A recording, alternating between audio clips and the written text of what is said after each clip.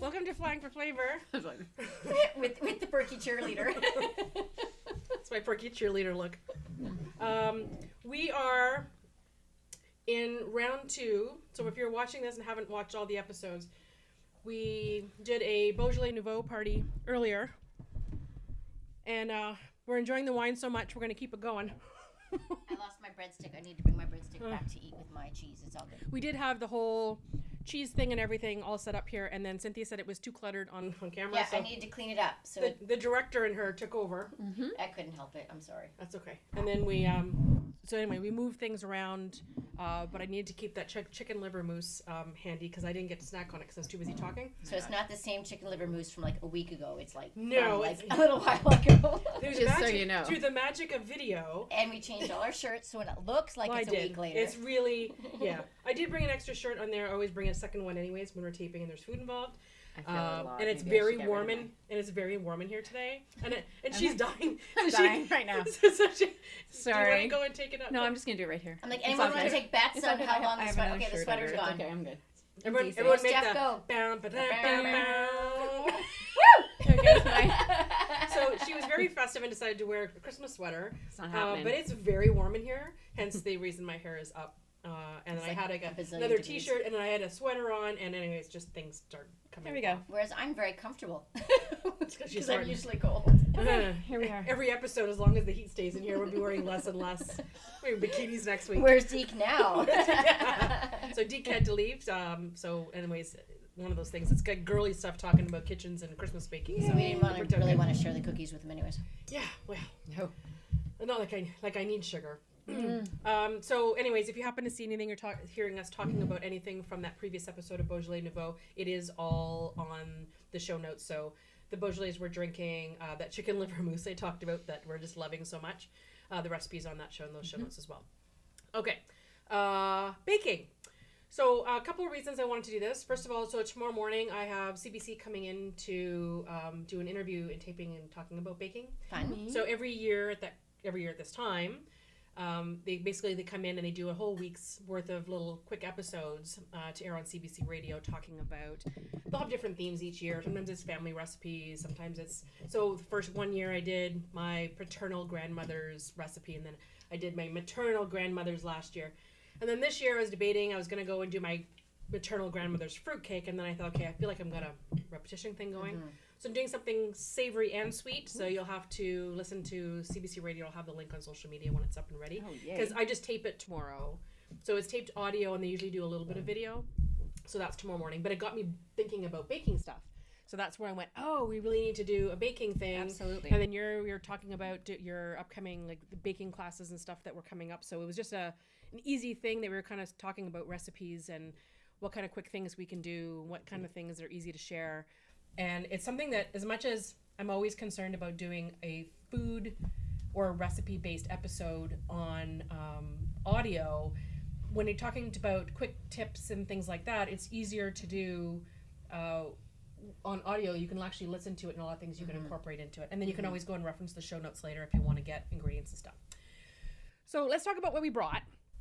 And then we can go through and we can kind of nibble on that. And then because it's almost Christmas time, as opposed to just doing standard wines, I went and dug in our cupboards, and Stacey was very excited. So I decided to crack open a little bottle of port because I think that port is underrated, and I think it's high sugar, high alcohol. It's like whew. It's lovely. It's lovely, and this is a vintage one. So this one you can't get in stores. It's love in a glass. So this is one I brought back from Portugal last time I was there. So the producer is W.G. Graham's. Graham's, of course, is one of the biggest exporter of some of the higher end ports. So this is a vintage 2004. Just meaning that all of the grapes that were used to produce this port, of course, are all from that. They're all my daughter's age. I'm in love with my port. My daughter's 2004, born 2004. Yeah. That's a good one. So this one's for Veda. Cheers, everyone. Yeah, good. Cheers. Good. Cheers. For Veda. For Veda. So you'll notice we're having smaller glasses. Port's not something that you should be chugging. It's sweet and strong like my daughter too. But it's like dark fruits. meaning as in almost like prune, Very right? pruny. Yeah, that kind of thing. It's kind of like grandma's prune juice. It's like fruitcake. It's like fruitcake Cake in a It glass. is fruitcake in a glass. It's so But amazing. people like this compared to fruitcake. They do. And it has a feel that it like coats your mouth, and it's heavy, Very and it's velvety. just velvety, and Uh-huh. it's like yeah. So this is considered a fortified wine, meaning that there was alcohol added to the process to increase the sugar content and to sort of round things out. So yes, there's a higher, it's a little bit sweeter. Actually, it's a lot sweeter than wine. It's not quite like ice wine, dessert wine on the sugar levels, No, but it's not. Yeah. but it's still definitely sweeter. And there's different styles, but we already discussed it. We're gonna do a poured episode. We'll do a whole poured episode. I'm there. But I think it's one of those things that I think port's really good with cheese plates. I love it after dinner. Traditionally, a white port is something you'd serve before dinner, and then a classic vintage style, something like this, would be an after dinner treat. So I thought, like with desserts and stuff, this is kind of fun because again, you get that dark fruits with like all the different chocolates and nuts and everything else. It's like, oh yeah, perfect. So I'll tell you what I made because I was all about the shortcuts. Because again, I have too many things on my plate. So these are bourbon pecan snowballs. Not my recipe. I did find it. I want to say Taste of Home magazine. I had a link somewhere. I will include it in the show notes, of course. But it's one of those almost no cook things. Yeah, they're the So best. it is crushed up lady fingers with a bit of bourbon because I just happen to have bourbon kicking around. Because that's what we want to put in the kids' Christmas treats. Oh yeah. I didn't say it had to be for kids, but unless you want them to sleep. Says the mom. Yeah, so a little bit of bourbon. There's not a lot in it. And then there is chopped pecans. And then there's white chocolate. I'm gonna try one. Sorry. Yeah, so it's melted white chocolate, and then you wait till they're firm enough, and then you roll it, and then I just Look put at in that, sanding sugar. beautiful. Yeah, so I just happen to have a whole collection So of are sanding these like sugars. a truffle? Kind of. So it's going to be like a little bit of, it's kind of like a truffle, but it's going to have that finish, right, of the bourbon. Have one. Oh, that's good. Uh-huh. As you're all listening to us crunch. So it's that bourbon there's the pecan. There's the bourbon. It came. It's the warmth. That's what she said. It's the warmth that comes. Did that get our E? No, you don't get an E rating for innuendo. Okay, I'll swear later. It's Okay. Anyways, yes, it's so these would be cool, especially if you're not dessert eaters. One of the reasons I like something like this that again they'll freeze well, right? And you leave them at a room temperature, and it's something that you can add and throw in the middle of the table, maybe even before a dessert course, like right when people are kind of finishing off their between, dinner, Yeah, in between. like a nice little petit four kind of. Yeah, and you can. I mean, I rolled them in balls, but there's. Okay, stop it. Oh my lord. That's what she said. Okay. It's gonna be one of those shows.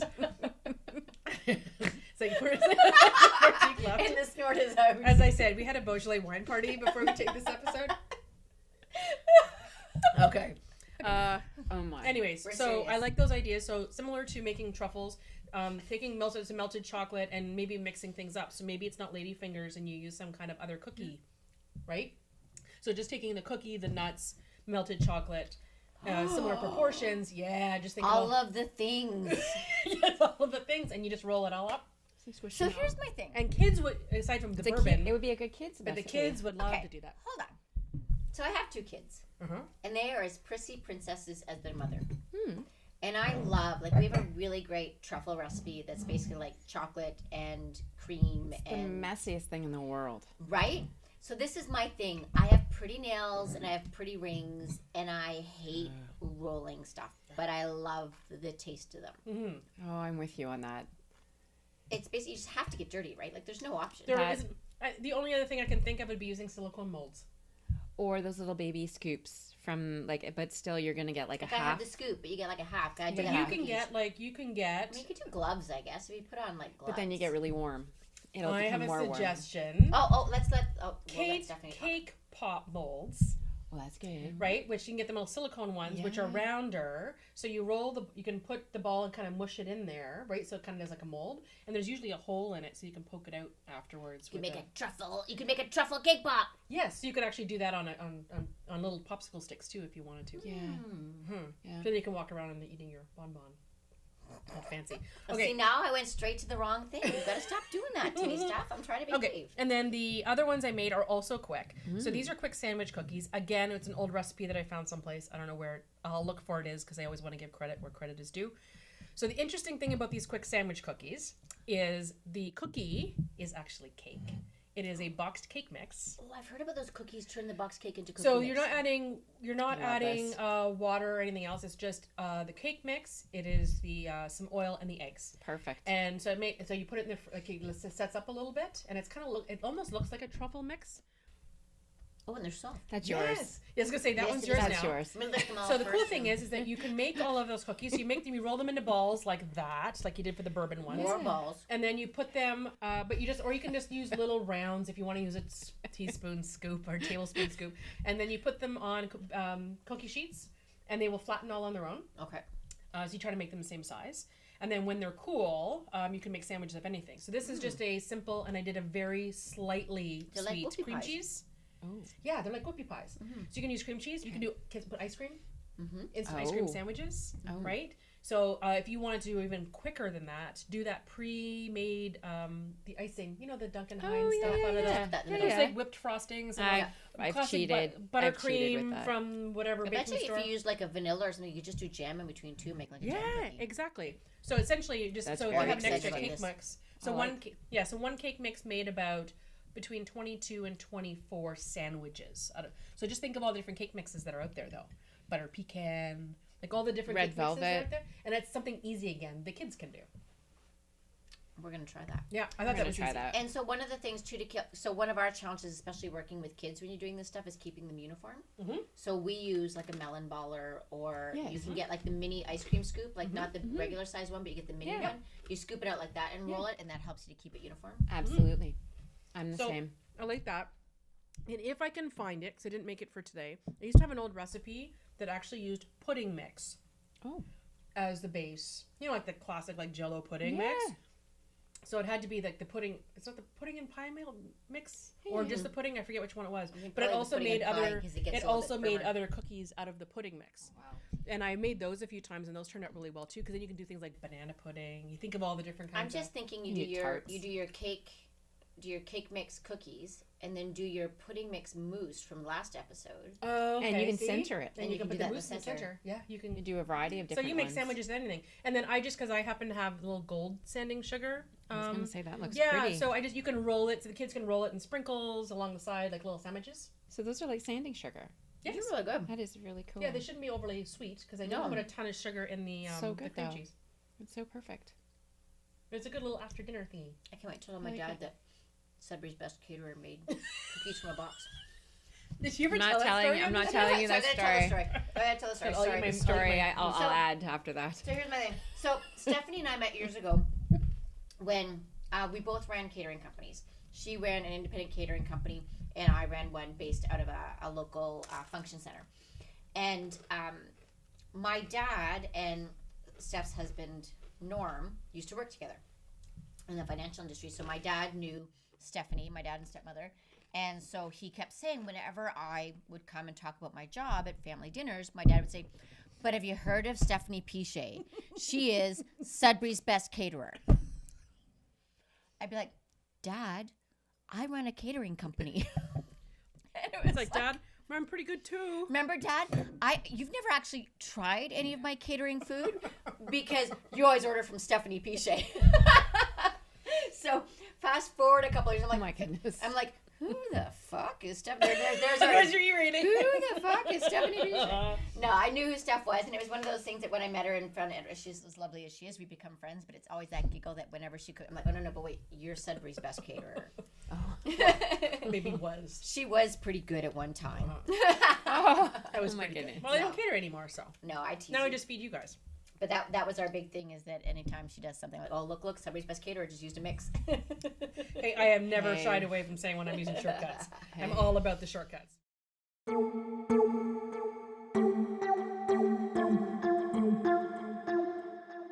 Exactly. Okay, so Stacey, Miss Pastry Chef, what did you make? Do you know what? I kind of did a cop out Mm. for both, right? And it's Don't not a call cop them- out. don't It's call not them a cop-outs. cop out, but it's an easy.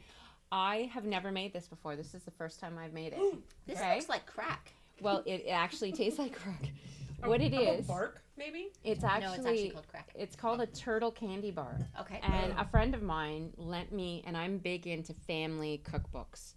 And I actually borrow people's family cookbooks, and I actually say to them, listen, if you lend it to me, I'll pay for it and put it onto a USB stick so you can create whatever you want for your Christmas gifts next year. Oh, nice. Because I love people's history. And this is one from a friend of mine named Fred, and he actually gave me his whole cookbook, and I'm like going, your family is like crazy good. They have cracker candy where you take premium. That's what I'm talking about. We call that premium? Christmas crack. Yeah, So it's the premium crackers with yeah. brown sugar and butter. Yes. You melt it down, you pour it over, and then you take once you've done it in the oven and it's all kind of melted and yummy, then you put the chocolate chips over it. That's a staple in our house. See, that's what I was going to bring. But then I thought, I'm going to try this because I like turtles. What it is, it's graham crackers on the bottom. Same deal. You mix in a pot brown sugar and butter. And then you throw in some pecans. You mix it up until it boils. And then you throw it over the graham crackers. You put it in the oven for 15 minutes. Yeah. Watch it bubble a little bit more. Pull it out. And then you drizzle all the melted chocolate on it. So what I would My suggest teeth are is you aching just hearing actually just have to sprinkle chocolate chips on it. Yeah. Let it sit for 5 minutes and spread it. You don't even need to melt the chocolate. See? Isn't it amazing? It's so easy. That's a staple in our house. Yeah. So, I mean, like, I think that there's things that are really, really tasty that are really, really simple out there. And sometimes people go overboard with, it has to look pretty and stuff. And you try some of I've done some really beautiful decorated cakes, and I don't want to take it away from me. No, Or no, some no, of the no, stuff- by all But means, you know that's what I fine. mean? The thing is, you spend time and you cut it and you taste it and you're like, I just really alright. like that turtle cracker cake that I had. Do you know, like, if I was going to waste my calories, I would go for something like the bourbon balls or the chocolate cookie cakes or something like this where it's something so simple and you're eating it and you're getting what you want versus this elaborate dessert. Exactly. I've done all the That's things just like me. the macarons and all that kind of stuff, Yeah. and beautiful. And don't get me Beautiful. wrong, my family loves macarons, but they're just as happy to take Christmas crack. Or there's another one that we do that's a slight variation where you crush the Ritz crackers Yes. and then pour in the sweetened condensed milk, Oh, yeah. and then you pat it down in the pan, cook it for 15 minutes, and the same thing. You sprinkle chocolate chips and you spread it over. It tastes like a score bar. I know, right? So Like, they're it's- really, really simple. And when I always bring this like parent of crazy young, busy children perspective. They're super easy to make. I literally make them like 10-minute prep time max. Okay. 20 minutes start to finish. Like it's super quick. This was tops a half hour. Yeah. And I did it. That's why I was later than I was planning on to be because I didn't You did do it it before you because last came? night, yesterday, it became sideways. So So Stacey I was ended drinking up- while she was baking? I ended up eating dinner rather I than told her to cooking. videotape it. I think that would have been fun to watch. So I'm Well, not there's convinced nothing she to baked videotape. because she did these today before she came. I did. And the truth is coming out. You have no idea what I ate last night. I went grocery shopping because I ran out of stuff. And next thing you know, I'm like, oh, I'm going to buy that. And I'm going to Did you make... use the coffee cup trick I told you? Oh, no. I was probably safer She was in not that to. you know that mood when you're I just need to keep I think I drinking. want to have a glass of wine. When she had to go to the grocery store, and I just told her, I said, you just put the. Anyways, that's my little secret. Don't you put them in a coffee But cup. she walked to the grocery store, I know, so she was safe the whole time. Yeah, I was. I totally walked.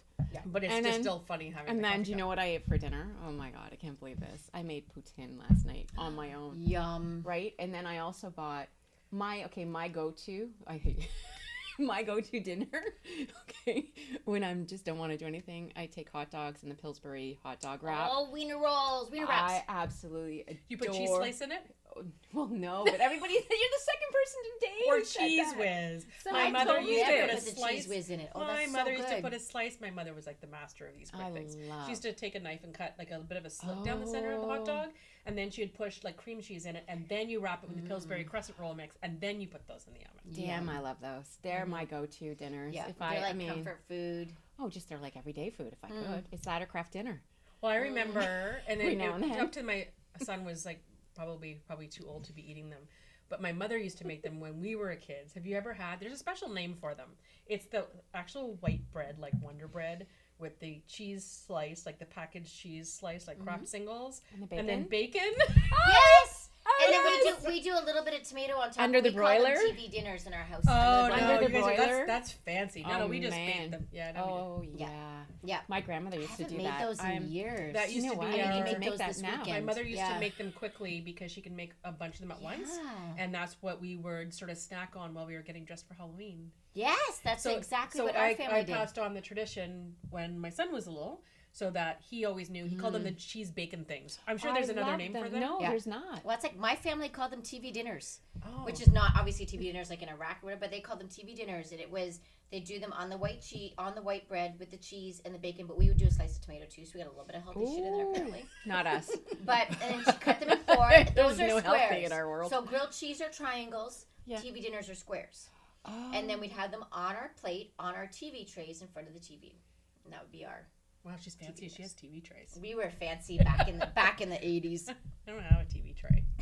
You mean those ones that like fold up Yeah. and you put up? Oh my god, my grandma. We used to still have. those Well, too. we have two new versions from Costco, and it's so funny. My son was setting them up the other day. We did the kids did a beverage bar. So in my event planning business, we had a dry wedding. So I saw that. Yeah, so the kids did a beverage bar. So I've said this before, my son is almost 16 and his friend is just turning 15. So they did this bar for me. So we set it up at the table, and we had the two TV tables in the back with a recycle bin in the middle. So Caleb is setting them up, and all the like other vendors, the DJs, like, what is that? I'm like, you're too young to know what TV trays are and that kind of thing. But I bought them at Costco probably when Caleb was young, it was probably about 10 or 15 years ago. Mm-hmm. And that was what Mark and I used to do before we had kids and sat around the table every night, is we'd sit there with our TV trays, with our TV dinners on them. Totally. It's like all nostalgia. We've gone straight from Christmas to nostalgia. I'm sorry, well, but that's what I this think is about all for about Christmas. And that's what I think about Christmas. So yeah, my grandmother had them as well. Yeah, there used to be like four. They were kind of used to be, clipped and they were almost they like had like a little holder chipboard kind of material. They weren't wood. Ours weren't like, wood. no, Ours were were metal. like laminated with this like paneling, and they had like a kind of little stuff gold with thing the gold around. wedge around. Yeah, and they had like a hanger holder. Yeah. Yeah, there was something that had there was four of them. You that could used like to be in a, put them on the thing. because my grandfather used to sit in his lazy boy. Yeah. That's when they were all like hip and new. His And lazy in boy the with corner, his TV that was tray. and then his TV tray, and then she used to go and feed Did him. they ever make those things with oranges and they put cloves in them and then you hang them in your closet and they're scented? My grandparents did that. No, I heard about that, but no. They're like, what are they called, potpourri or something like that? It'd be like the old potpourri, but you'd actually have to remember to take it out because otherwise you'd have like rotting flesh happening. I know. So now you can just buy packets that do the same thing without getting bugs. But yes, back in the day. Okay, before we Back start when sharing Stacey all of was our young. other Christmas stories, I'm looking at what are those other the little chocolate chocolate things. balls? Those little chocolate balls are just like little pieces of ginger enrobed in chocolate. Crystal like ginger. Crystallized like candied ginger. How did That's you get for them our that- belly aches after.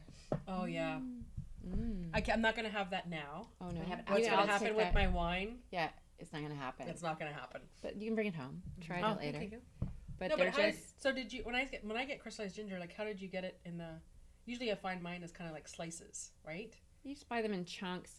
But sometimes this may have just been when I bought this one was I buy two different kinds of gingers. I buy like regular natural ginger, and I actually cut it from the root. Oh, okay. Oh, And yeah, then- that's fancy. And then I do a little bit of grounding sugar on top, and that's what I call crystallized ginger. Yep. And then I put it in there, and I've done that with this one. But then otherwise, you can get stuff that's just ginger, diced ginger.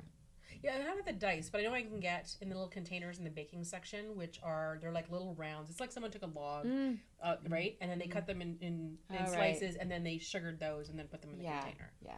And then I usually have to chop it up. This is where I'm reminded about how spoiled I was when I lived in Australia, because where we lived in Brisbane, about 45 minutes away was a ginger factory. So I always had access to like packets of candied ginger, and it would be that size, like chunks like that. So apparently that's not something I can get here. Is that what you're telling me? Well, she would know. Well, you make it. Well, I make it because I remember when I was a kid, my dad, one of the things I used to fall in love with was chocolate-covered ginger from Laura Secords. That's my grandmother used to eat that all the time. Loved it, and it's my go-to all the time, and I haven't been able to find it since. So I just have done it. I find either ginger root, and I cut it into pieces. That's why it's not all the same size, and I just do it, or I do my own thing. Oh, so you're using like classic fresh ginger. Oh no, not No, always. of No, course it's not this. It's just actually bought. It's bought chunks. Oh. So you did buy the chunks this time Okay. from the grocery store. Mm-hmm. There you go. All right, you have to write down some instructions in case someone wants to do that, because. Just chunks of ginger, and you melt chocolate, and you enrobe it. Okay, then. There's your recipe. There's your recipe. Okay, then. But I can list different kinds of ginger you can do it with. Mm-hmm. I mean, I've done it with a fresh ginger where you have to peel the ginger outsides and stuff. That's a little bit strong, though, I find. This one, when you buy it from the grocery store, I think it's processed. Probably from what the crystallized stuff.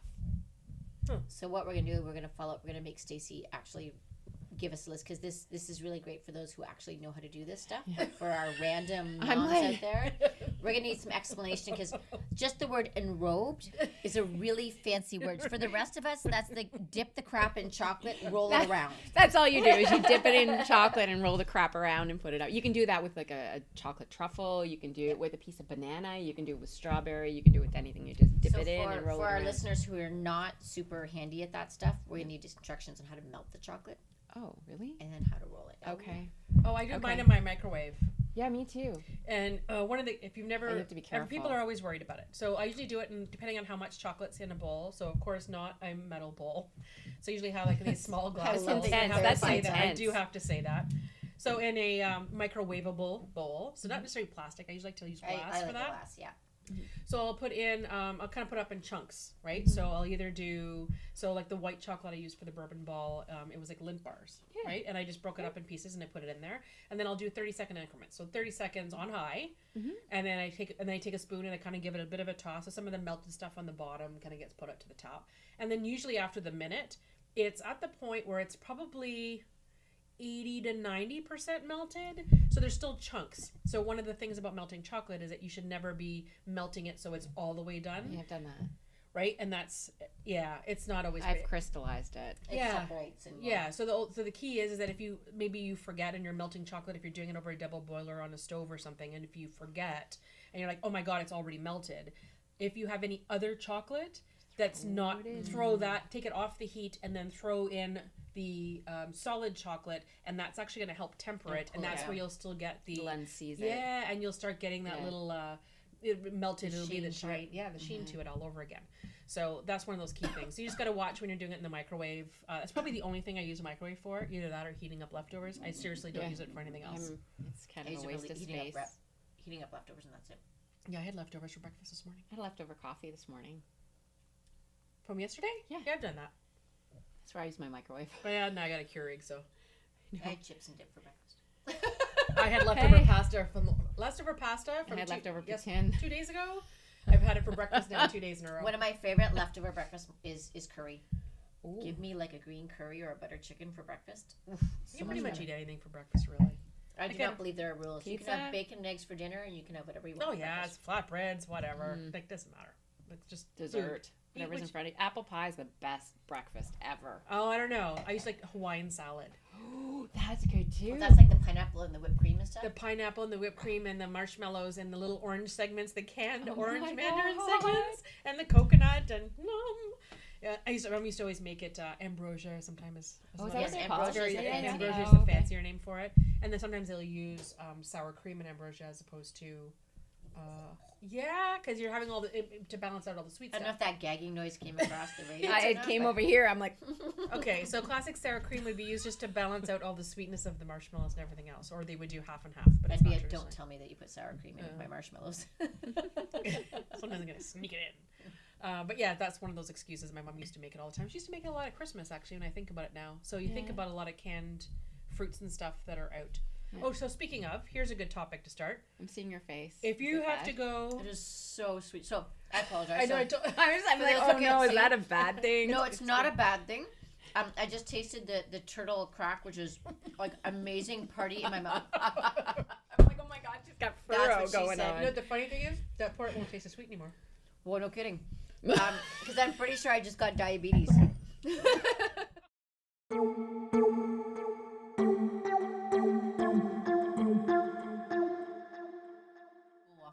So here's a good question, and we'll go around the table.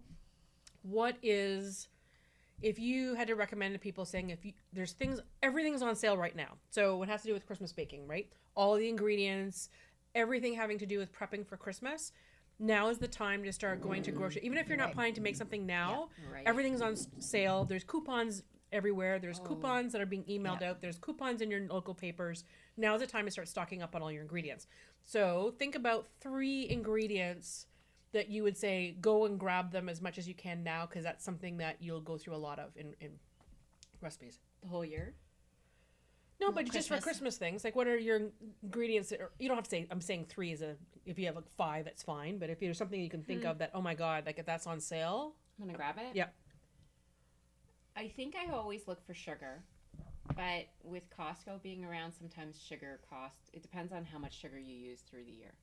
If you can buy bulk, go to Costco. I hate to say that. I hate Costco. I know, I do too. That's why I don't go there. But right now, there's sugar on sale in some of the places. Sugar, oats, all kinds of nuts. Nuts are a good thing. Nuts, like different kinds of nuts, because they're expensive. I hate to say it, nuts are expensive. That's what she said. especially, oh my God, that's your little go-to. That's gonna be our little hashtag for the episode. That's what she said. And what else, like icing sugar, things that are staples. For me, it's butter and icing sugar. Well, yeah, butter. Butter is a huge one. And you can freeze. So, how long can you freeze butter for before it goes bad? That's what I want to know. Long time, because actually it doesn't last that long. Okay, so here's the big thing in my house about butter. So we literally had the big butter debate of 2016 in our family. It Thanksgiving was like a shit show because my mother-in-law, and I love her. We've had Nana on the show. She's fantastic. Woohoo, Nana. And she was adamant that you only buy butter on sale or you're destroying your finances.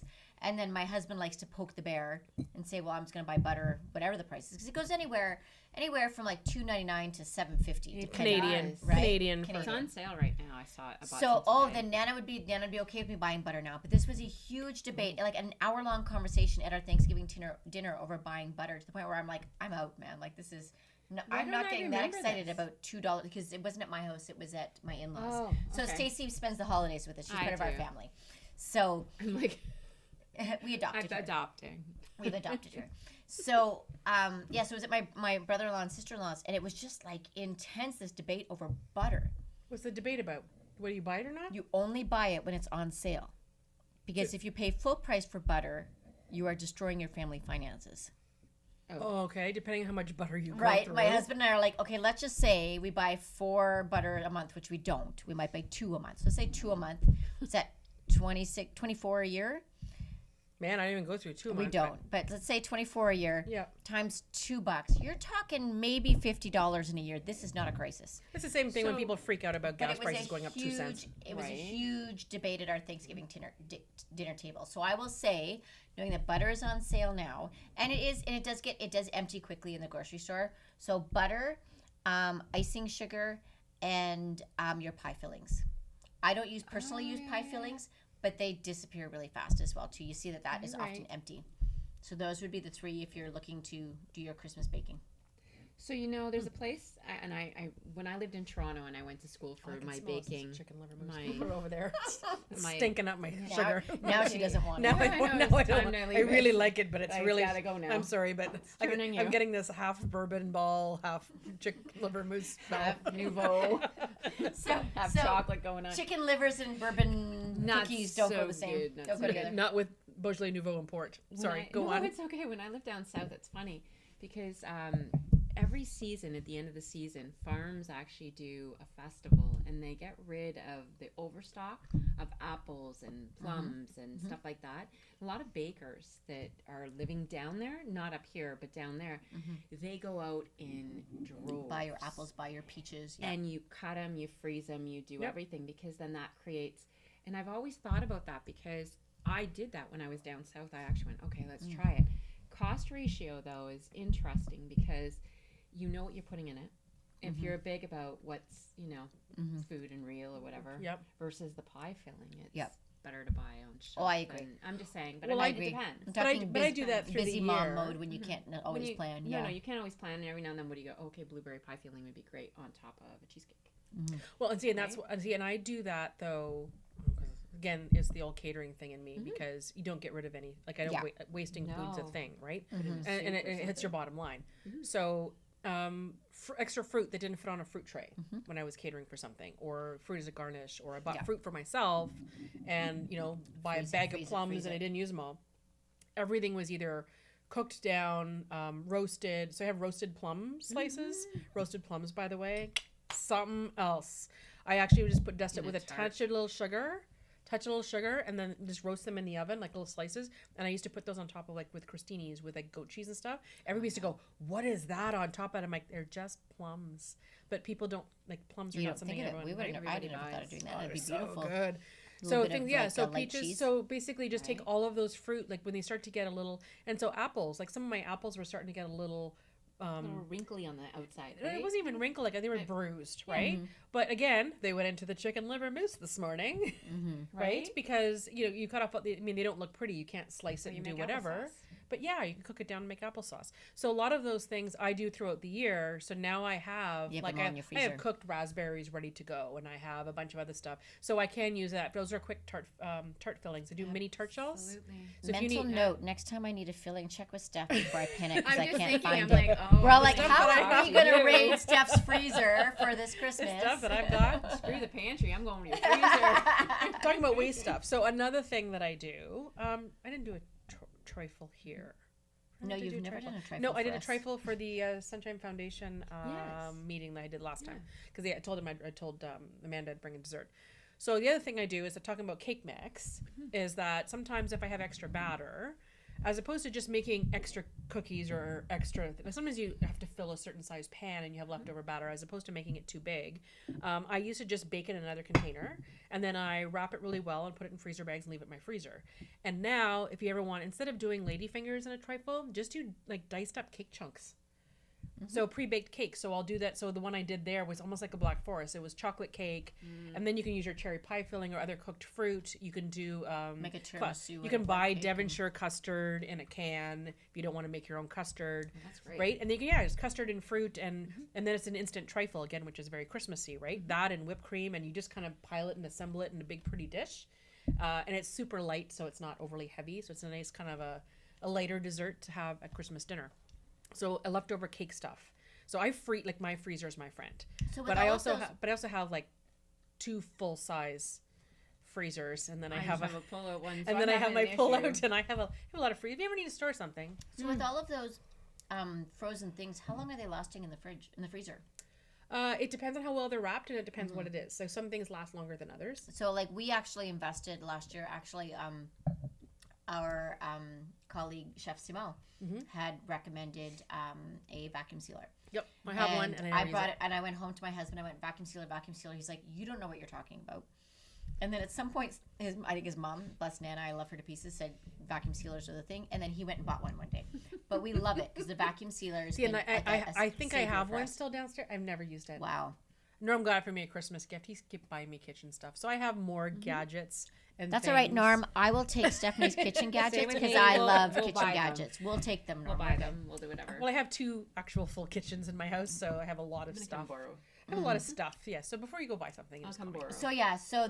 So the vacuum sealers made a huge difference for us because I found I would freeze our extra berries. I would freeze our extra meats, whatever, like soups, all that kind of stuff. But it always freezer burned before we could use it. But the vacuum sealer was a big thing for us because now if it's in there for like 6 months or a year, it's actually still good. Oh, really? With the vacuum sealer? Yeah. I find vacuum sealer, and also you could borrow Steph's vacuum sealer apparently. There we go. It's still in the box. And also there are so I have some heavy duty containers. There's some heavy duty storage containers that I'll use. So I used to get, if I can find them. Sometimes they're deli containers if you go to like a restaurant, a wholesaler. So not the thinner ones that you can squeeze. There's really thicker and heavy duty ones. Those ones are good for putting, I used to do stock in them. So back in the catering days, I used to just make like pots of stock, and I would just label it with like masking tape, and I would have all these stacking because they were really heavy duty. They would never crack depending on how cold, right? Because sometimes you have to worry about those plastics cracking. But it held for a long time. But again, it has to do with how thick those plastic containers. It really makes a difference. And then things that, depending if they are liquid or depending what's in it, sometimes just even putting plastic wrap over the surface of it before, like Norm's really big on that. It's so funny. I can always tell what he wrapped in the freezer because there's always plastic hanging outside the lid. Because he always puts plastic over If I had to think about which one of you would be more meticulous it would be Norm over you. Oh my gosh, yes. We already talked about that. Yeah, he's my germaphobe, and he's my little. He washes the wine glasses like by hand every time he wants to use one, and it's just a. Oh, before, yeah. Yeah, so Well, that's you how have I to where you see- can. That was the difference between Norm and I. Norm would wash it, and I just wiped the lipstick off earlier, and it was fine. I just took a napkin and stuck it in my glass. It's like, what are you doing? Oh, okay, that's cool. No, but that's when that big faux pas. You shouldn't be cleaning it.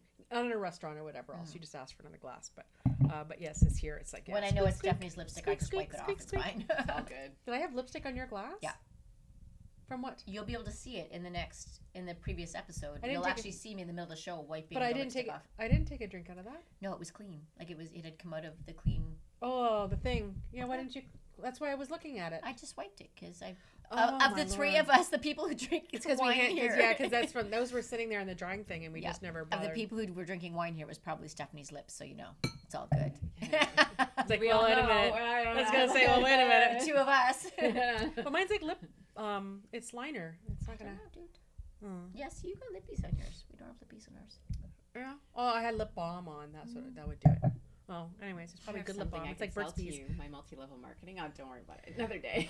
Oh my god.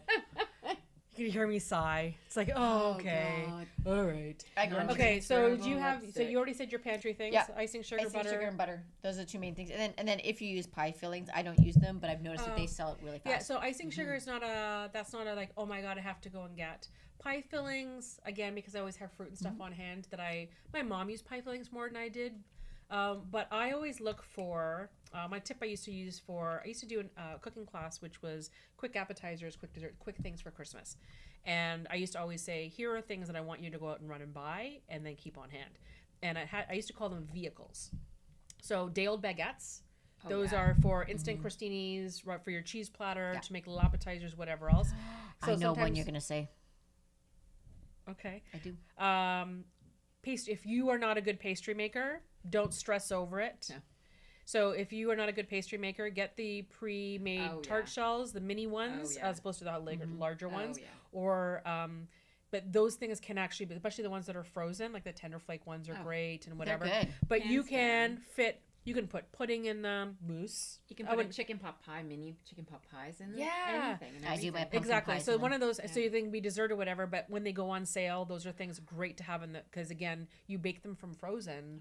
So, I mean, they're instant. People show up and you're like, oh, we're going to do mini tarts and bowl soup, you had right? such a great day. You made all this work on it. Oh, yeah, I did. I love it when guests show up for dinner and they're like, how did you come up with all this? I'm like, I have supplies on hand for You're just ready. these situations. And then my last thing, and I don't know if this was your thing, was puff pastry. Puff pastry. That was Yes. where I knew you were going. However, so depending on where you're listening to the show from, if you, so the PC brand, so President's Choice, has their puff pastry is in rolls and in nice little squares. Yeah.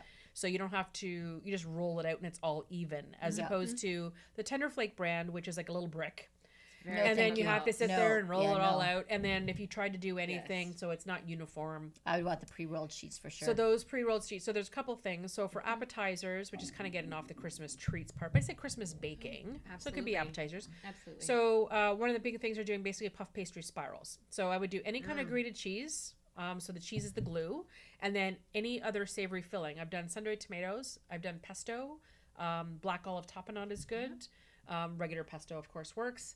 I've done jams, so like a goat cheese with an apricot jam. Some of that frozen fruit I just told you about we that's have in your eaten these on freezer. the show. Frozen spinach. So anything you can bake. Yeah. Spinach and feta, and then some seasonings and stuff. So you basically just sprinkle all it. It's kind of like making nun's farts, but savory. oh, yes.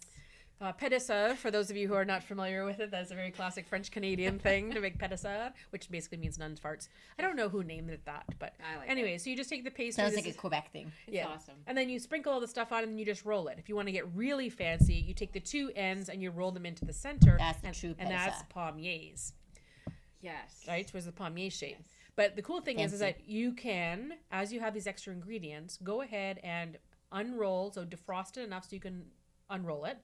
Put all your filling stuff in, roll them up the way you want it, wrap it in parchment paper, store them in Ziploc bags in your freezer or in big containers. And then basically when someone shows up or you need quick appetizers, you take out a roll, like a log, and it's like a slice and bake. So you just let it Totally defrost true. enough so you can cut it. and you just throw them on a parchment lined baking sheet. And you bake them at 375 or whatever for like 15 minutes until they're brown and they're done. You can bake them and then freeze them, but your house will smell so much better if you wait and slice and bake. But so that's one. But you're talking about chicken pot pies, like leftover soups and stews and stuff. Put them in and just put the pastry on the top and cut little slits. And now you've got puff pastry on the top. Like how fancy is that? Because right, you can just do like a quick chicken creamy soup type thing. And just to throw it in, I mean, I went to school and learned how to do puff pastry. Far too much time and effort. And yeah, good for you. I mean, it's wonderful and everything, but you know, the barrage or whatever you call it, brick of butter. Yeah, fold. You had 17 fold, times. switch, fold, times, fold. 2 hours in between. Honest to God, you can get it at like PC. Yeah, so the PC stuff and Tenderflake makes it. If you can get the commercial brands, if you can order it in from a wholesaler, some the commercial stuff is much like does puff up a lot better. So depending on what you're using, but there's even things like I've actually cut it like just baked it as is, like scored it in squares. So you end up with like little puffy squares, and then I break apart the squares and put like Nutella in the middle. Oh, absolutely. And make like little sandwiches like out of cream, them. like little like profiteroles that are actually profiteroles, like almost so flakies, like the flakies. There are we so used to many have. things that you can think of you can do with puff pastry. Anything and everything. Right? It's just by starting out. You can cheese sticks. Oh. Right? Cut it in little strips and you just twist the puff pastry, like douse it in like butter and Parmesan, and then just bake them in the oven until they're crunchy. Or even the best little thing that I remember going and seeing is that you just put grated cheese onto, I don't know, like a baking sheet. Yep. Little circles. Yep. Throw them in the oven. You let them little bubble, pull them out, and then you add them into like that's your cheese. Garnish. You have like a cheese chunk. I just eat those. Yeah, I would say I just like to eat those. There's nothing wrong with eating fried cheese. We fight about that in our house. We fight over whoever gets like the cheese outlines of everything. And I'm like, oh my god, why do I not just cook the cheese? But that works better with harder cheeses. Yes, absolutely. Like cheddar. So brie doesn't work so well. No, but I mean like no, I was never. I'm glad you clarified that. I had to. Blue does not work. No, but for the same thing, I was for Like the I CB like it thing with I was like an making old cheddar or tomorrow, whatever. Parmesan. I'm doing gougères tomorrow morning. Oh. And one of the key things, as much as you can add cheese in, I'm going to have to clarify. Please don't like try to stir in like brie or gougère or a really soft goat cheese or it's just gonna it's just they're not. I mean, they need to rise, and it's just gonna get. It's just gonna go like I'm too heavy. Too heavy. So what I would say is you make the gougère without the cheese, and then you can slice it when it's cool and put your brie in the center, right? A little bunch of brie. You can make little sandwiches. So I think that's it. So that, and then I mentioned the baguettes. So because when you have vehicles, you always have fillings. Absolutely. Right? There's always things in your cupboard and stuff that you can kind of pull together for. You know what else I keep on hand? Sorry to interrupt. No. Wonton wraps. Yes. Again, it's another vehicle. It's something that you can homemade raviolis. Right? Or little like dumplings or anything. You can just do whatever you want with wonton wraps. Yeah. So one of the cool things is I used to do that for wontons. I used to do leftover coleslaw mix. You know when you buy the coleslaw mix with the cabbage and the carrots and everything else? I'll saute that up with a touch of like either like soy sauce, ginger, that kind of thing. So you have like almost like a stir fry or leftover. You get leftover Chinese food that's got all the. I wouldn't do one with the noodles, but with bean sprouts or whatever else, and mushrooms and chop suey. Yeah. So you just put inside the wonton wrapper. So use water and seal up the edges. Wait till they're dry, so you don't want it to be too wet. And you deep fry them. Like a mini egg roll type thing. Yeah, so you just deep fry them. So little fried wontons. I made those for catering a few times, but they don't transport well. But if you want to do them when people are over, and they're so economical because they're so cheap, but you can put leftover anything pretty much in those things. Again, you can put Nutella in. Nutella kind of fits in anything. And then you deep fry them. And then you can, and you have little dipping sauces and stuff for them. But it's, wonton wrappers are good for that. The egg roll wrappers are okay too. Because if you couldn't find the wonton wrappers, you can take the egg roll wrappers and cut it before. And the phyllo dough. I mean, there's so many things. But phyllo dough, I find people are really nervous about. Really? Yeah, because they don't know how to use it. Oh. Yeah. Interesting. It's surprising because I used to do a whole classes on phyllo, and they're surprising how many people signed up for the class only because they said they've always been scared to use it. Okay, so explain to Cynthia the difference between phyllo dough and puff pastry dough. Oh. It's much more thinner. It's like you can see through Butter. phyllo. Butter. It's like you pick up a phyllo dough you can page, see through it. And depending on how you're holding it, you might tear it because it's so thin. So spanakopita is made from phyllo dough. Yes, correct. Same with baklava. Yep. And I then love baklava. puff pastry is used to make pies. No. It can be. You could do what is it called? Paris breasts out of puff pastry. You can make not really. Those That's little- pâté chaud, right? But Yeah. but And the all those little- palmier cup cookies. yeah, you those mentioned. like the puff little things, whatever they're called. the puff things. I feel like that might have been like a choux pastry type thing, but I'm not really sure. No, that's a choux pastry. Choux pastry is Choux not the same pastry as a puff pastry. Yeah, no. Choux pastry is actually you pipe it to make a different thing. You can make a swan out of it. And So we need a custard in it. whole other show talking about all these different we types are. of pastry Yeah, because I think you've lost me. Sorry. Okay. So the difference between phyllo dough and a pastry dough is just that it's thinner. I would just personally I would buy it to make baklava. And that's it. Well, or spanakopita. What do you call it? Spanakopita, I can never pronounce big words. says the one It's with Greek. 25 university degrees. I have a She don't different way of speak words. Greek food. Words are hard. Words are hard. I have my own dictionary. I do. It's like kind of cute, but it just is what it does. I don't know. But yeah, so baklava are really good, and I've used it to make like tart shells out of phyllo as well. Yeah. So same idea that in yeah, the you layers can, they like- dry. The only thing is you can play around with it. You can wrap it in things. I made little cigars, appetizers and stuff out of it. So similar I would use with puff pastry. It's just a different kind of pastry, but you have to use it quick and it has to stay Wet. covered and damp. So all I would say is that when you unroll the thing, take a couple of sheets at a time that you're going to use and take a damp tea towel to cover up the rest of it so it doesn't have a chance to dry out. So when it dries out, it will seriously be like a very thin cracker.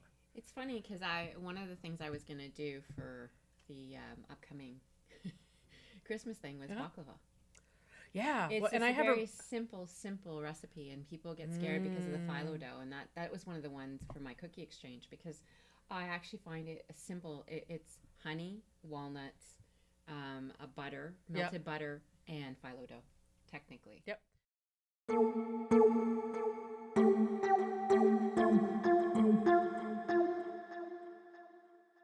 So there's the same thing as I have a recipe for a quick baklava tart. Again, don't remember where I found it, but it was the same thing where they used a cookie cutter to cut the phyllo dough and then push it into a muffin tin. Oh yeah. And then you mix the same thing, the butter, the whatever, and the walnuts and stuff, and then I put it in the center and then you bake it like a tart. You know, when we were talking just now, I just thought of something very creative with phyllo dough is that you use a tart thing and you actually cut everything in squares and you place it around so that the corners come out all over. Yeah. Wouldn't that be cool no matter what goes inside?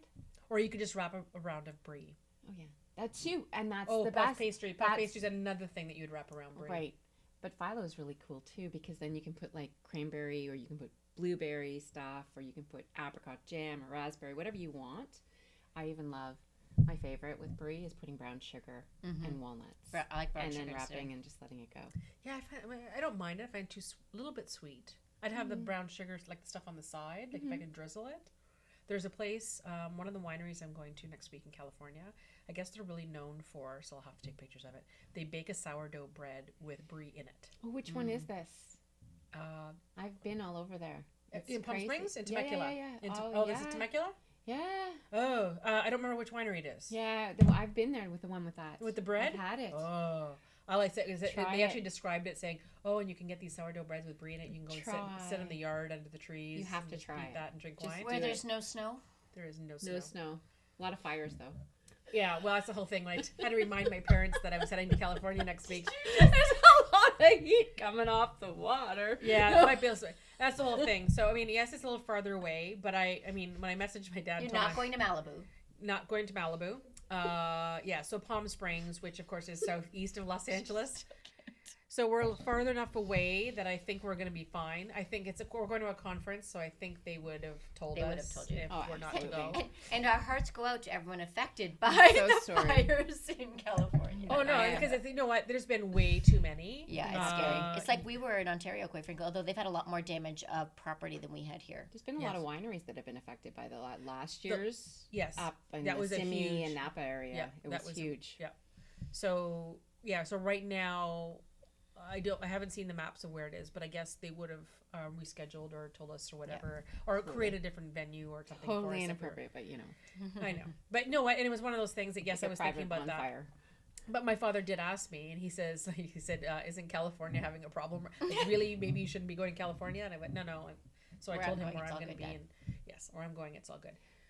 But yeah, so it was one of those things. The sourdough and bread was kind of good. So anyway, so things like bread, crust, pastry, crackers. We talked about saltine crackers, graham crackers. So all of those bases, those neutral bases that you can make into something else are probably going to be the biggest thing for me. That's what I always say. You'll always find something, whether it's a cheese and a cream cheese and a jam or extra nuts, or there's always something that you'll have in your pantry or your fridge or your freezer that you could kind of pull out, and I think that would be make it an easy one.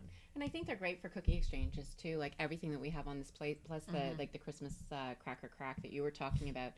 Excellent ideas for exchanges. People think that they get, people go, oh, I don't have any, time to make, 4 dozen or 5 dozen cookies. But if you were to make, how many batches of that? Yep. Really, it's not that long. You could do that in front of TV with a bottle of wine. Right. Well, you can do this except last night. You can't do that in a bottle of wine. Maybe, Then you're going to make Stacey tin and should not have a bottle of wine when she is baking cookies. I end up not cooking. So, and then my go-to recipe at Christmas is shortbread. Yeah. It's 3 ingredients, but I call it really is 4 because in my house it's flour, icing sugar, butter, and we add vanilla. So, but then you can take it and do so much with it. Again, you can dip it in chocolate. Right. We'll put M&Ms in it. We'll put Hershey's Kisses. We'll do jam in it, that kind of thing. We'll dip them in half in chocolate and that kind of thing. And so it becomes a whole other thing, but it's a really simple recipe to make that's really easy to double or triple without too much drama, because it just doubling and tripling straight works really, really well. And then you end up, it's not that much more work because we also don't roll it out. We scoop it and it's perfect. And drop it, and it's super easy. Well, I would suggest with your shortbread, so there's a South American recipe where it's not quite the full shortbread where it's going to be as much sugar and more cornstarch. You're not talking about alfajores. Yes. So alfajores are, so it's a cornstarch. So it comes out kind of like a shortbread. And they make little sandwiches with dulce de leche in the middle. I've had those. They're way too good. So you can buy the store-bought dulce de leche in either in a can or a jar. Just spread it between 2 shortbread cookies. It's not hard to make, but again, time-consuming. It is time-consuming. You have to be at your home for about 8 hours. Correct. But some people just happen to have it on hand. Did you say 8 hours? Yeah, it does. You have to. Actually, all you do is you take a can of condensed milk, and you open so you have air holes, so it doesn't explode. Yeah, and you just leave it in a simmering container of water on the stove. And so the sugar part of it cooks. I've never heard the air holes thing, because that was one thing. I had a friend who was a chef, like he was like a celebrity chef where we used to live.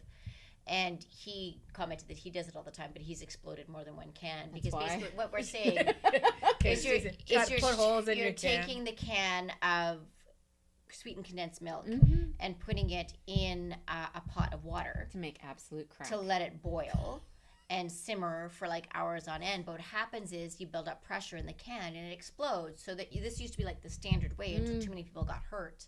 But I've never heard that you actually can vent the can. Oh, yeah. You just take it if you're going to pour, I always say this when you're making some sort of tomato juice or something and you're using tomato juice in a huge can, you actually take a can opener and you make a bigger hole and a smaller hole and then you pour it. Yes. That's exactly what I do with my condensed milk. Oh, yeah. I'm going to do the sweetened condensed milk, because then you pour it, you just leave it, but you make sure that you only need that much hot water in the can, but you have to keep watching. So that much is like 2 to 3 inches for those it'll evaporate. You have to keep an eye. You have to be there. So you need to make sure that there's 2 to 3 inches in it the whole time.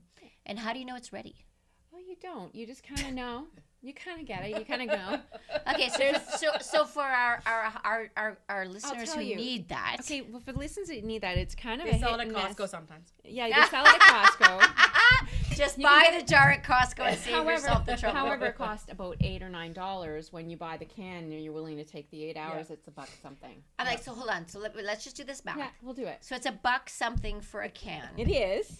8 hours of my time. No, but I feel is worth more than $8. No, but let's say you're at work. Let's say you're doing your stuff at work, or you're at home and you're cleaning the house, and you need to make this. Dulce de leche can last, once it's made, in a container sealed in your fridge. So you can be doing your whatever with it next day, or 2 to 3 days, 4 days from that. It's like a brown sugar spread. Yeah, it's a brown sugar spread. So the thing is, at the end of the day, it just takes the time. It just caramelizes. It's what happens when you put sugar and stuff in to make caramel. It's basically sugar and like milk. And the thing is, if you leave it too long, you open it up, it's darker.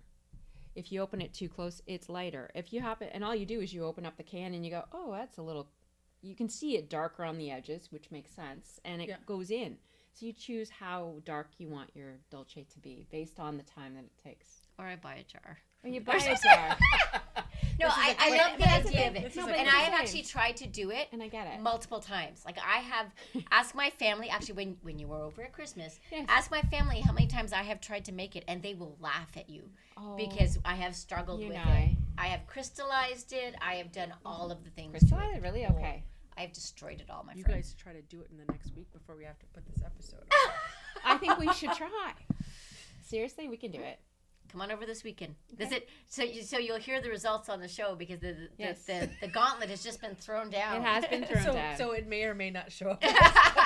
Who knows? We may not know. So I think there's pantry stuff. I think equipment, I would just say, I mean, classic cookie sheets are a must. If yours are all kind of getting like rusty or whatever, kind of clean up a little bit. Or But use so what if parchment they're- paper. I use a lot Yes, of parchment paper. So do I. But there's all new things. So if you can get the silicone mats, those things are godsend. I love mine. Silpa. Yeah, the Silpat mats. However, there's all kinds of new things at grocery stores and other stores now, like Walmart and stuff, that are almost like reusable cooking sheets, they call them. So they're heavier duty than parchment paper. Then sometimes they come in a roll and you can actually cut it to fit. Because some people don't have a standard size. So here you don't see it. We have a apartment size little stove. So there's only certain cookie sheets of mine that actually fit in that thing. So sometimes you have to have a smaller size, or you have a different pan that you want to. So you can get these rolls that you can actually cut it into sizes whatever you Absolutely. want. But they're reusable, so you just sort of wash them down with a little bit of soapy water and rinse them. Let them air dry, and they're good to go for many times. So those kind of things for cooking and baking is really good. Cooking spray, I go through a lot of it. But I don't use the cooking spray if I'm using the parchment. No, I'm paper just thinking Silpa. like Yeah. muffin tins, cake things, Oh, whatever. yeah. When it says to Yeah. like grease a Grease. pan, cooking spray, please, cooking spray. And then if it's I something know. that, depending on what I'm putting in the base of it, sometimes I may even put parchment paper in the base of a. Yeah. Yeah, absolutely. In the base of a cake pan or Yeah, whatever. but Yeah. cooking spray, so just even no name brand is fine. It does not butter Oh, flavor. you don't need all that stuff. because it's not really butter flavor. Like The lowest price is the best. yeah, I have to be honest because having been in the industry of sales in a lot of the I used to work for Campbell's Soup, and I found out that Campbell's Soup makes tomato soup for Heinz, but Heinz is no name, and they make all the no name brands and stuff. Yeah. Chances are a lot of the no name brands are It's all actually the same brand stuff. names. Absolutely. They're all brand names, but they're made.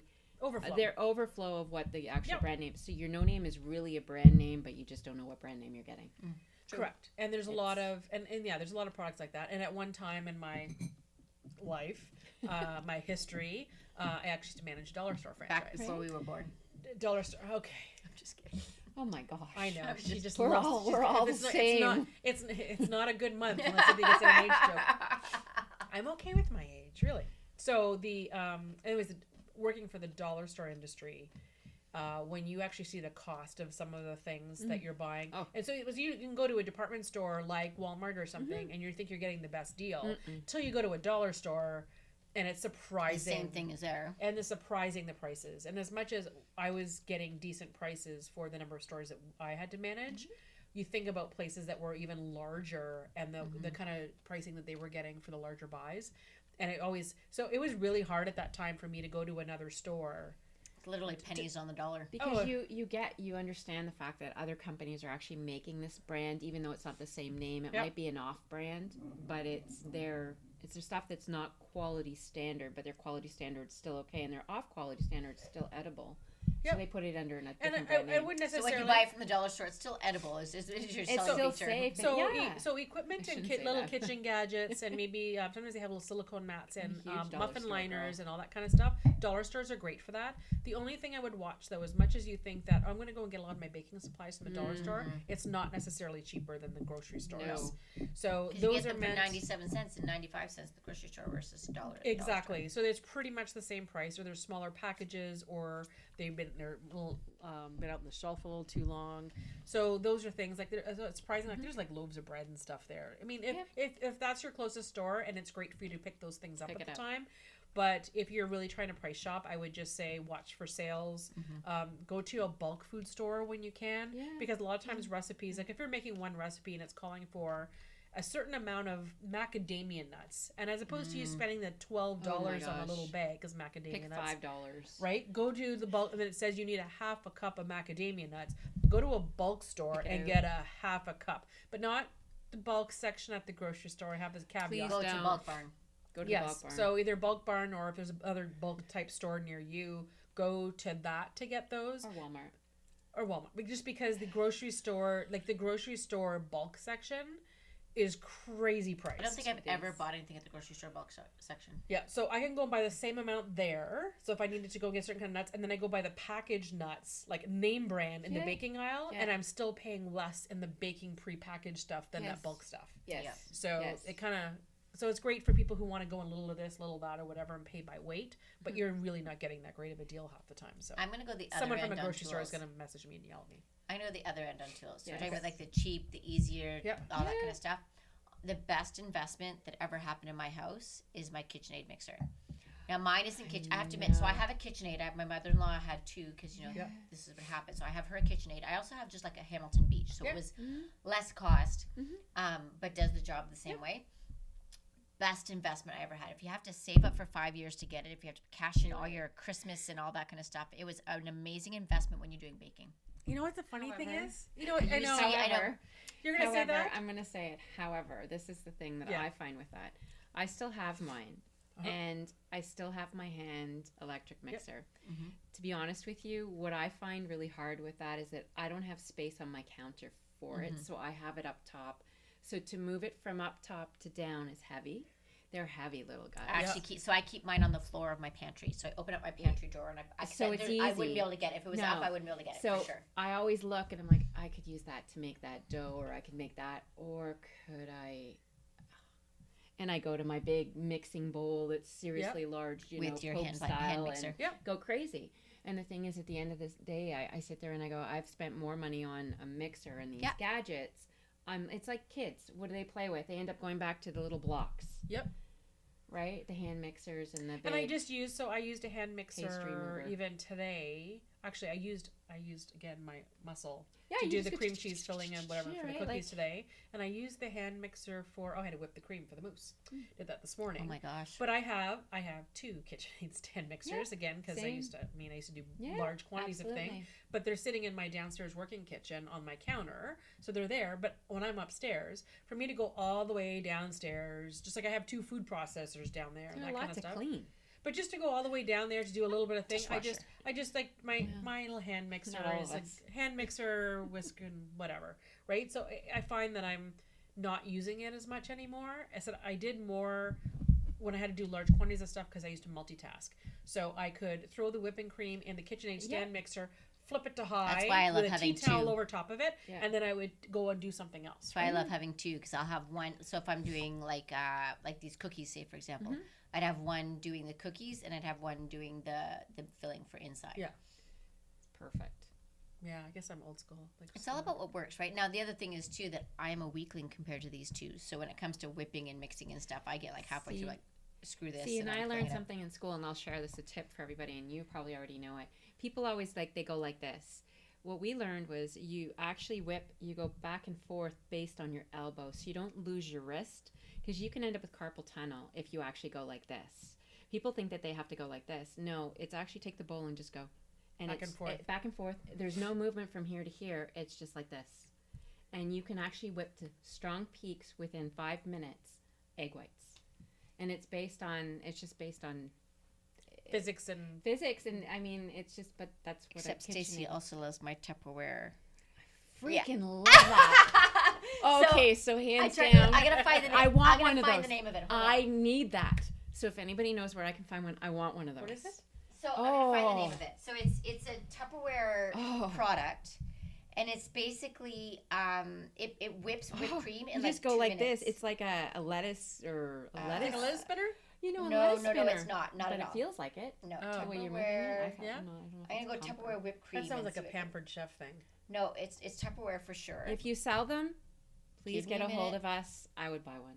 Okay. Please. I do not need in the kitchen thing. No, will I get want Stacey one of too. these. I want one of these. The Power Chef. It's the Yes. Tupperware Power Chef. So it's I can post a picture of it up. Yeah. Oh, after. please. Yeah, just send me It's the picture. about this big around, and I Oh. can dump in like a 500 milliliter of whipping cream, a little bit of sugar, a little bit of vanilla, and then you put a lid on it. It's got 3 beaters on it, and you just do this. The And time. within 5 minutes or less. And quite frankly, so my husband is a big man with big arms. Yeah. I give it to him in like 2 minutes. He's I handed it off whipped. to Mark as so well. we started, and then we handed it off Thanksgiving, to Mark. and I'm like, Mark, here, Mark, it's your turn. And within 2, it's like beautifully whipped. So you could do that with egg whites. You could do it. I use it 90% pudding, of the time for probably. cream. Pudding, absolutely. Anything that needs to be whipped. In no time at all. It's Chicken actually liver faster. Mousse. Chicken liver mousse. Absolutely.